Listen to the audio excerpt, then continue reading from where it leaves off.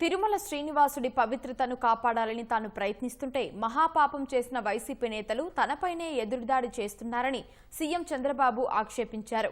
వెంకటేశ్వర స్వామితో పెట్టుకుంటే ఈ జన్మలోనే ఫలితం అనుభవిస్తారని చురకలు అంటించారు. కల్తీ నెయ్యి ఘటనపై ఎన్డీడీబీ నివేదిక వచ్చాకే మాట్లాడతానని చంద్రబాబు అన్నారు. చేసిన పాపాలు కప్పిపుచ్చుకునేందుకు తిరిగి దాడులు చేస్తున్నారని చంద్రబాబు ఆగ్రహం వ్యక్తం చేశారు. ఆ రోజు కూడా చేసిన ఎంక్వైరీ మీరు చూస్తే ఫస్ట్ టైం నేను రెండు ఆఫీసర్స్ని ముఖ్యమంత్రి హోదాలో చేశాను. ఒక ఆఫీసర్ని నా సెక్రటరీని వేసుకున్నా.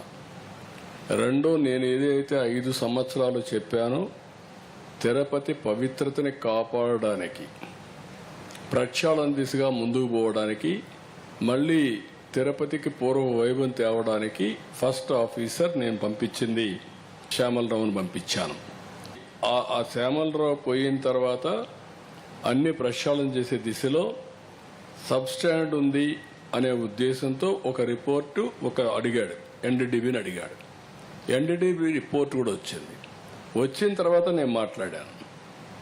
ఇది అనిమల్ ఫ్యాట్ ఉంది, ఇలాంటి కూడా దుర్మార్గాలు చేశారు, అడల్టరేషన్ అని చెప్పాను. చెప్పిన తర్వాత గింజుకున్నారు, నానా యాగి చేశారు, దాన్ని సుప్రీంకోర్టు తీసుకుని అన్నీ చేశారు. అడ్మినిస్ట్రేటర్గా నేను దీని మీద యాక్షన్ తీసుకునేదానికి ఒక సిట్ వేస్తే టుడే నేను అపాలజీ చెప్పాలనే పరిస్థితికి వచ్చారు. అంటే వాళ్ళ యొక్క బిహేవియర్ ఎట్టుంటుందో ఒక ఎగ్జాంపుల్ మాత్రం ఇది.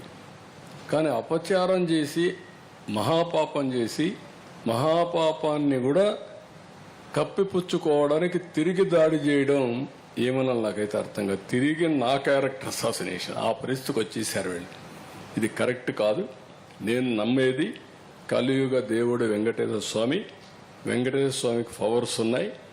ఆయన్ని కాపాడుకోవడమే కాకుండా మనల్ని కూడా కాపాడుతాడు. ఏ సమస్య అయినా సరే ఆయనే పరిష్కార మార్గానికి కూడా దోహదం చేస్తాడు, దారి చూపిస్తాడు. నేను ఎన్నోసార్లు చెప్పాను, వెంకటేశ్వర స్వామితో పెట్టుకున్న వాళ్ళకి ఇంకొక జన్మలో పనిష్మెంట్ కాదు, ఈ జన్మలోనే పనిష్మెంట్ ఉంటుంది. దాని నమ్మకం నేను చూసిన సంఘటనలు ఉన్నాయి. అందుకే మీకు కూడా చెప్తున్నా, ఎవరితోనా పెట్టుకోండి కానీ ఆయనతో పెట్టుకొని రాజకీయం చేయొద్దండి.